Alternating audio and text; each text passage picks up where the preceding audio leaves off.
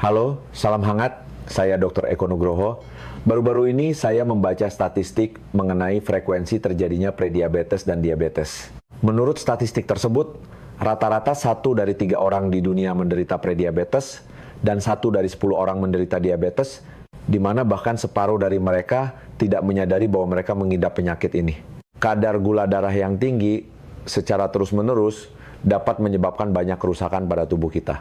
Nah, awalnya kondisi ini mungkin tidak menunjukkan gejala apapun dan seiring waktu muncul gejala-gejala yang sering kita abaikan. Semakin lama kita tidak melakukan apa-apa, konsekuensi dari konsentrasi glukosa darah yang tinggi menjadi semakin serius. Tidak berlebihan jika saya katakan bahwa kelebihan gula yang beredar di pembuluh darah kita adalah pembunuh senyap, karena ini adalah masalah penting yang memengaruhi banyak orang. Di episode Energi Usia Emas hari ini, saya akan menyajikan kepada Anda gejala-gejala terpenting yang dapat mengindikasikan kadar gula darah tinggi. Saya pikir dengan pengetahuan ini, setidaknya sebagian dari Anda akan lebih cermat mengamati tubuh Anda, sehingga jika terjadi sesuatu, Anda dapat bertindak tepat waktu. Saya juga akan menjelaskan secara singkat apa saja penyebab kadar gula darah tinggi. Selamat menyaksikan. Untuk lebih memahami topik ini, saya akan jelaskan dalam beberapa kalimat tentang gula darah. Jadi, setelah makan, kadar glukosa dalam darah meningkat. Hal ini disebabkan karena karbohidrat yang kita konsumsi dicerna menjadi gula yang kemudian masuk dari usus ke dalam darah. Saat beredar di dalam darah, gula diambil oleh sel-sel tubuh kita dan digunakan untuk berbagai kebutuhannya, dan ini adalah proses fisiologis yang sepenuhnya normal. Namun, masalah mulai muncul ketika gula ini dalam jumlah tinggi bertahan terlalu lama di pembuluh darah. Kondisi ini kita sebut sebagai hiperglikemia. Dan mengapa ini terjadi? Karena berbagai alasan, sel-sel mengalami kesulitan dalam mengambil gula dari darah. Akibatnya, sel-sel tersebut menderita kekurangan komponen ini. Di sisi lain, ketika gula atau glukosa beredar terlalu lama di pembuluh darah, ia bersifat toksik dan menyebabkan kerusakan pada pembuluh darah tersebut. Namun, hal ini akan saya bahas lebih lanjut di bagian kedua video. Dengan bekal pengetahuan ini, mari kita beralih ke gejala-gejala yang dapat mengindikasikan bahwa kita memiliki konsentrasi glukosa darah yang tinggi. Gejala kadar gula darah yang terlalu tinggi bisa berupa kebutuhan untuk sering buang air kecil atau poliuria. Jika akhir-akhir ini Anda lebih sering ke toilet dari biasanya, ini bisa menjadi sinyal peringatan. Ini adalah hasil dari perjuangan tubuh kita melawan kelebihan gula. Pada tingkat biokimia, mekanismenya cukup kompleks, tetapi dapat dijelaskan secara sederhana. Jadi, ketika tubuh kita menerima informasi bahwa terlalu banyak glukosa beredar dalam darah, ia mencoba untuk membuang kelebihannya, dan hal ini dilakukan melalui ginjal dengan mengeluarkannya bersama urin. Semakin banyak gula, semakin banyak urin yang dikeluarkan, dan akibatnya kunjungan ke toilet menjadi lebih sering. Beberapa orang bahkan bangun beberapa kali di malam hari untuk buang air kecil. Orang dengan poliuria mengeluarkan lebih dari 2,5 liter urin per hari. Akibat dari pengeluaran urin yang berlebihan, yang berarti juga kehilangan air dan elektrolit, adalah rasa haus yang meningkat, yang juga dikenal sebagai polidipsia. Dan di sini juga mekanismenya sederhana. Semakin banyak air yang hilang dari tubuh, semakin cepat kita merasa perlu untuk mengisi kembali cairan. Tentu saja, rasa haus yang meningkat dapat disebabkan oleh banyak alasan lain, termasuk aktivitas fisik atau suhu lingkungan yang tinggi. Namun demikian, rasa haus yang meningkat adalah salah satu kepingan dari seluruh teka-teki. Di sini saya ingin menambahkan bahwa untuk mengisi kembali kekurangan cairan, kita harus memilih minuman tanpa pemanis, terutama air mineral biasa. Gejala lain yang cukup umum dari peningkatan konsentrasi glukosa darah adalah sakit kepala. Hal ini sebagian besar disebabkan oleh dehidrasi yang disebutkan sebelumnya. Selain itu, kelebihan gula menyebabkan penyempitan dan pembengkakan pembuluh darah di otak, yang juga memicu rasa sakit. Awalnya, rasa sakit ini mungkin ringan dan tidak terlalu terasa, tetapi peningkatan lebih lanjut kadar gula darah, atau jika kondisi ini berlangsung lama, dapat memperparah sakit kepala. Pada orang yang berjuang dengan kadar gula darah terlalu tinggi, rasa kering di mulut juga relatif sering diamati. Maksud saya di sini adalah lidah yang kasar dan kering, bibir pecah-pecah dan kering, serta munculnya rasa terbakar dan sariawan di area rongga mulut. Selain itu, mulut kering dapat bermanifestasi sebagai kesulitan mengunyah, menelan, dan bahkan berbicara. Gejala-gejala ini disebabkan oleh kehilangan air yang disebutkan tadi, tetapi tidak hanya itu. Para ahli telah mengkonfirmasi bahwa akibat hiperglikemia, fungsi kelenjar ludah menjadi terganggu yang menyebabkan penurunan produksi air liur. Gejala peningkatan konsentrasi glukosa darah juga bisa berupa kelelahan kronis yang muncul bahkan ketika kita sudah tidur nyenyak. Seperti yang kita tahu, tubuh kita membutuhkan bahan bakar untuk berfungsi dengan baik dan seringkali bahan bakar itu adalah glukosa. Sayangnya, seperti yang saya sebutkan di awal, dalam kondisi sakit, sel-sel mengalami kesulitan mengambil gula dari darah, dan meskipun gula terus menunggu di pembuluh darah, ia tidak dapat memenuhi kebutuhan energi tubuh. Akibatnya, tubuh kekurangan energi dan kita merasa lelah. Pada beberapa orang, konsekuensi dari kadar gula darah tinggi yang terus-menerus adalah serangan lapar. Ketika sel-sel tidak dapat mengambil glukosa dari darah, tubuh kita mulai mengeluarkan insulin dalam jumlah yang sangat besar, yaitu hormon yang tugasnya secara sederhana adalah mendorong gula masuk ke dalam sel. Namun, kelebihan hormon ini dapat menyebabkan perpindahan gula yang cepat ke dalam sel dan dengan demikian menurunkan kadarnya secara tiba-tiba di dalam darah. Tindakan seperti ini merangsang nafsu makan dan karena itu kita merasakan rasa lapar yang tak terkendali atau dikenal sebagai polifagia. Perlu ditambahkan di sini bahwa rasa lapar ini mungkin tidak terpuaskan bahkan setelah kita makan. Di awal video, saya mengatakan bahwa jika kadar gula darah tinggi bertahan terlalu lama di pembuluh darah, itu akan menyebabkan kerusakan. Akibat dari tindakan seperti itu, aliran darah ke otak dapat terhambat. Selain itu, kelebihan gula mengganggu fungsi neurotransmitter yang menyebabkan kerusakan sel-sel saraf di otak. Jika kita tambahkan resiko dehidrasi akibat sering buang air kecil, maka kelompok gejala hiperglikemia kita dapat diperluas dengan gangguan konsentrasi dan masalah memori. Pengetahuan saat ini juga menunjukkan bahwa peningkatan konsentrasi glukosa darah dapat menyebabkan perubahan suasana hati dan menjadi penyebab munculnya perasaan tidak enak badan, kesedihan, dan bahkan kemarahan. Namun mekanisme hubungan ini belum dipahami dengan baik. Hiperglikemia juga dapat bermanifestasi sebagai perubahan pada kulit.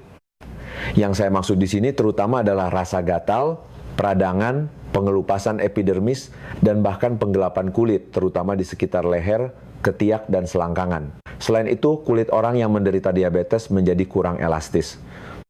Gejala-gejala ini adalah hasil dari gangguan fungsi sel-sel kulit, seperti fibroblast, melanosit, dan keratinosit dalam kondisi kadar gula darah yang meningkat. Pada pria, gejala prediabetes atau diabetes bisa berupa masalah ereksi. Analisis lebih dari 100 studi ilmiah menunjukkan bahwa disfungsi ereksi terjadi pada separuh penderita diabetes. Keluhan ini lagi-lagi disebabkan oleh kerusakan pembuluh darah akibat kelebihan glukosa. Gangguan sirkulasi dapat mengakibatkan terbatasnya aliran darah ke penis. Selain itu, pada kasus hiperglikemia, terjadi penurunan pelepasan oksida nitrat yang mengakibatkan relaksasi yang tidak memadai pada otot polos pembuluh darah corpus cavernosum yang bertanggung jawab atas pengerasan penis dan ereksi. Terlebih lagi, dalam perjalanan hiperglikemia, terjadi kerusakan saraf yang membatasi transmisi rangsangan sensorik dari penis ke wilayah otak yang bertanggung jawab atas ereksi. Ini adalah salah satu gejala neuropati diabetik yang akan saya bahas lebih lanjut nanti di video ini.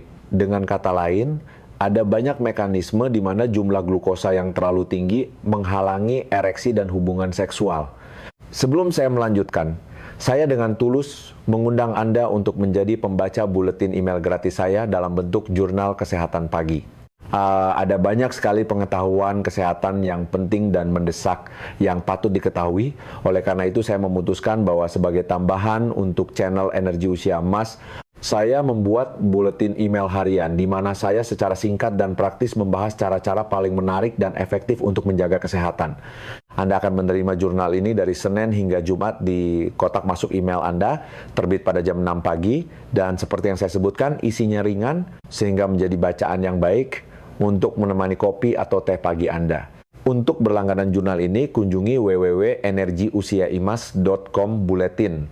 Kolom pendaftaran akan muncul tepat di bawah panah hijau. Jika Anda tidak melihatnya, berarti browser Anda memblokir kolom tersebut. Cukup buka halaman dari browser lain untuk mendaftar. Saya sangat mengundang Anda. Dan sekarang kembali ke topik. Kelebihan glukosa dalam tubuh mengganggu fungsi sistem kekebalan tubuh. Akibatnya adalah risiko infeksi yang lebih tinggi. Pada orang dengan hiperglikemia, berbagai jenis infeksi lebih sering terjadi, berlangsung lebih lama, dan biasanya memiliki perjalanan yang lebih serius. Perlu juga disebutkan bahwa misalnya pada penderita diabetes, infeksi saluran kemih lebih sering terjadi. Ini karena gula yang ada di dalam darah dan urin mempercepat perkembangbiakan mikroorganisme patogen termasuk bakteri dan ragi. Karena alasan yang sama, infeksi organ genital juga bisa terjadi. Masalah ini paling sering dialami oleh wanita. Gejalanya antara lain gatal dan kemerahan pada vagina serta rasa sakit saat berhubungan seksual. Selain itu, juga diamati adanya ketidaknyamanan saat buang air kecil serta keputihan yang kental. Pada orang yang memiliki konsentrasi glukosa darah tinggi, juga diamati penyembuhan luka yang melambat. Hal ini bisa disebabkan oleh sirkulasi darah yang memburuk. Selain itu, hiperglikemia menyebabkan hilangnya glikokalix, yaitu lapisan pelindung yang terdapat antara lain di sel-sel endotel yang melapisi pembuluh darah di kulit. Lebih lanjut, akibat kelebihan glukosa, terjadi peradangan yang juga tidak mendukung penyembuhan luka. Saya ingin menekankan bahwa tidak semua gejala yang saya sebutkan harus muncul pada orang yang berjuang dengan kadar gula darah terlalu tinggi. Selain itu, ketika beberapa gejala sudah muncul, perjalanan dan tingkat keparahannya dapat bervariasi pada setiap individu. Terkadang gejala pertama muncul pada kondisi prediabetes. Namun, terkadang kita baru menyadarinya ketika diabetes sudah berkembang sepenuhnya. Oleh karena itu, penting untuk mendengarkan tubuh Anda dan mengamati setiap gejala yang mengkhawatirkan, termasuk perubahan yang terjadi yang sebelumnya tidak ada. Ini menjadi lebih penting karena kurangnya reaksi dari kita dapat menyebabkan komplikasi kesehatan yang lebih serius, yang akan saya bahas beberapa kata sekarang. Jadi, hiperglikemia dan diabetes yang tidak diobati dapat menyebabkan penglihatan kabur, karena kelebihan gula mengganggu fungsi retina mata. Kondisi ini kita sebut sebagai retinopati diabetik. Pada beberapa orang dapat terjadi penumpukan cairan di bagian tengah retina, yang bertanggung jawab atas penglihatan yang tajam dan berwarna. Hal ini mengakibatkan penebalan pada bagian mata tersebut. Akibatnya, orang yang terkena kondisi ini melihat gambar yang berkabut dan buram. Sayangnya, pada beberapa orang terjadi pelepasan retina, yang berujung pada kehilangan penglihatan permanen. Penderita diabetes serta orang dalam kondisi prediabetes juga sering mengeluhkan rasa kesemutan dan mati rasa di kaki dan tangan. Hal ini disebabkan oleh jumlah gula yang berlebihan yang merusak serabut saraf halus. Kondisi ini kita sebut sebagai neuropati diabetik. Orang dengan neuropati juga mengeluhkan rasa terbakar dan panas di kaki. Seringkali mereka merasakan sakit yang menusuk di kaki, terutama setelah berbaring di tempat tidur. Terkadang, orang-orang ini membuka selimut saat tidur karena selimut terasa mengganggu. Ketika neuropati mengenai sistem peredaran darah, hal ini dapat mengakibatkan takikardia, yaitu peningkatan frekuensi detak jantung terlepas dari aktivitas fisik kita. Akibat dari neuropati diabetik juga bisa berupa gangguan irama jantung. Neuropati juga dapat mempengaruhi saluran pencernaan. Gejala yang muncul antara lain sembelit, diare, dan rasa penuh setelah makan. Pada beberapa penderita diabetes juga berkembang neuropati kandung kemih. Biasanya, ini bermanifestasi dengan orang tersebut tidak merasakan keinginan untuk buang air kecil, meskipun kandung kemihnya penuh. Hal ini mengakibatkan retensi urin, yang merupakan salah satu penyebab infeksi saluran kemih. Selain itu, beberapa orang mengalami inkontinensia urin. Salah satu komplikasi diabetes yang lebih serius adalah apa yang disebut kaki diabetik, yaitu ulcerasi pada kaki yang kadang-kadang disertai dengan deformasi. Perubahan biasanya terjadi di bagian telapak kaki. Kondisi ini juga ditandai dengan tidak adanya rasa sakit, sehingga seringkali ulkus berkembang hingga terjadi nekrosis jaringan, yang kemudian menjadi indikasi untuk amputasi. Data ilmiah terbaru dari tahun 2017 menunjukkan bahwa kaki diabetik berkembang pada sedikit lebih dari 6% penderita diabetes. Peningkatan konsentrasi glukosa darah juga mengganggu fungsi ginjal, yang menyebabkan penurunan laju filtrasi glomerulus. Kemudian muncul proteinuria, hipertensi arteri, dan edema. Semua ini mengarah pada gagal ginjal, yang dalam jangka panjang mungkin memerlukan dialisis. Kerusakan pembuluh darah yang terjadi selama hiperglikemia juga menyebabkan munculnya penyakit kardiovaskular. Penderita diabetes sangat beresiko mengalami stroke dan serangan jantung. Perlu juga disebutkan bahwa kadar gula yang terus-menerus tinggi mendukung perkembangan penyakit periodontal. Pada penderita diabetes, lebih sering diamati gingivitis, periodontitis, dan juga karies. Dalam situasi ekstrim dapat terjadi ketoasidosis diabetik. Ini adalah kondisi di mana terjadi konsentrasi glukosa darah yang sangat tinggi akibat kekurangan insulin. Pada saat yang sama terjadi pemecahan lemak dan pembentukan benda keton yang berfungsi sebagai sumber energi alternatif bagi tubuh selain glukosa yang tidak dapat diambil oleh sel. Sayangnya, peningkatan drastis konsentrasi benda keton dalam darah menyebabkan pengasaman darah. Masalah ini paling sering dialami oleh penderita diabetes tipe 1. Kondisi ini ditandai dengan aroma aseton yang tidak sedap dari mulut. Aromanya mirip dengan penghapus cat kuku. Gejala ini mendahului gangguan kesadaran dan koma hiperglikemik. Semua gejala yang saya jelaskan dalam video hari ini berasal dari peningkatan konsentrasi gula dalam darah dan konsekuensi lanjutannya.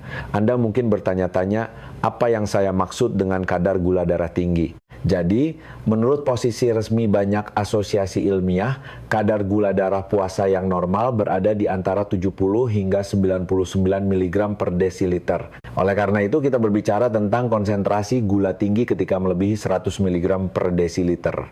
Jika hasil tes menunjukkan bahwa kadar gula puasa kita di atas 125 mg per desiliter, itu berarti kita kemungkinan besar menderita diabetes. Mengingat bahwa tes kadar glukosa puasa dilakukan di hampir setiap laboratorium dan biayanya sangat terjangkau, hanya sekitar Rp30.000, maka sebagai tindakan pencegahan, saya merekomendasikan semua orang untuk melakukan tes ini setidaknya sekali setahun. Saya juga akan menyebutkan bahwa beberapa orang memiliki predisposisi lebih besar untuk mengembangkan diabetes, dan orang-orang inilah yang seharusnya memberikan perhatian khusus pada topik ini dan secara teratur memantau kadar gula darah mereka. Yang saya maksud di sini terutama adalah orang dengan kelebihan berat badan dan obesitas, serta orang yang menjalani gaya hidup kurang gerak. Diabetes juga mengancam orang yang orang tua atau saudara kandungnya didiagnosis menderita penyakit ini. Diabetes juga dapat berkembang selama hipertensi arteri, peningkatan kadar trigliserida, serta sindrom ovarium polikistik atau PCOS. Selain itu, risiko terkena diabetes meningkat pada orang yang mengonsumsi karbohidrat dalam jumlah besar, termasuk gula sederhana. Merokok dan penyalahgunaan alkohol juga mendukung perkembangan diabetes. Saya harap informasi yang dibahas dalam video ini akan membuat Anda lebih peka terhadap munculnya gejala yang tampaknya tidak berbahaya, namun dapat mengindikasikan masalah serius. Dan sekali lagi saya menekankan kata-kata Hippocrates, bahwa lebih baik mencegah daripada mengobati. Saya pikir sebagian besar, jika tidak semua dari Anda, akan setuju dengan pernyataan ini. Rasanya tidak ada yang suka minum obat, tetapi agar kita tidak perlu menggunakannya, kita harus memberikan sesuatu dari diri kita sendiri, yaitu kita harus menjaga gaya hidup sehat dan waspada terhadap segala gejala penyakit, tentu saja tanpa menjadi hipokondria. Jika Anda tertarik dengan topik cara menurunkan gula darah dengan cara alami, silakan beritahu saya di kolom komentar di bawah video ini. Dari saya, itu saja untuk hari ini. Terima kasih atas perhatian Anda dan sampai jumpa di episode berikutnya.